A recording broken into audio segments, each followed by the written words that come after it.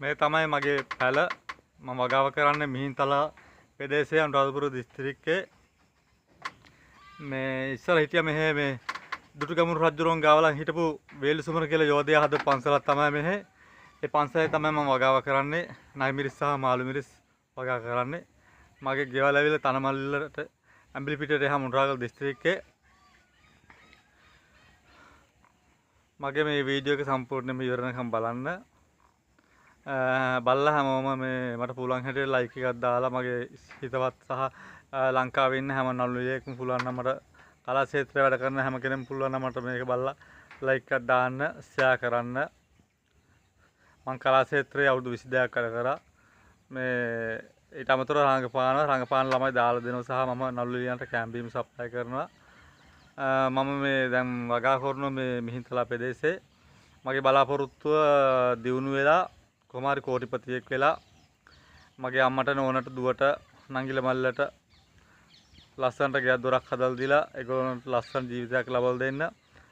ඒගොල්ලන්ට හොඳ වාහනයක් පවා අරන් දීලා නැති බැරි මිනිසුන්ට උදව් කරන මගේ එකම බලාපොරොත්තුව. අද නත්තල් දවස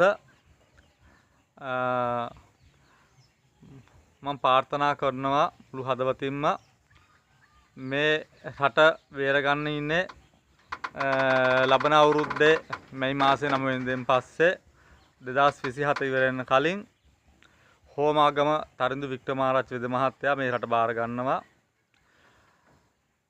තරිඳු වික්‍රමාරච්චි වෙද මහත්තයා ඉපදුනේ 1982 6 වෙනි මාසේ 11 වෙනිදා. එයා තමයි මේ රට 2027 ඉවර වෙන කලින් මේ රට බාර අරගෙන 2030 වෙන්න කලින් මේ රට සම්පූර්ණයෙන්ම දියුණු කළා. ඊට පස්සේ මුළු ලෝකෙම හදනවා. ඊට පස්සේ ශක්තිති රජ වෙනවා. එයා මේ දියසෙන් බවට පත් වෙන්නේ ඒ තමයි තරිඳු වික්‍රමාරච්චි මහත්තයා. මම මුලින් හදවතින්ම ප්‍රාර්ථනා කරනවා අද නත්තල් දවසේ හෝමාගම තරිඳු වික්‍රමාරච්චි මහත්තයා ඇතුළු ලෝකයේ සියලුම දෙනාට සියලුම ලෝකවාසීන්ට සුබම සුබ නත්තලක් වේවා කියලා මම ප්‍රාර්ථනා කරනවා.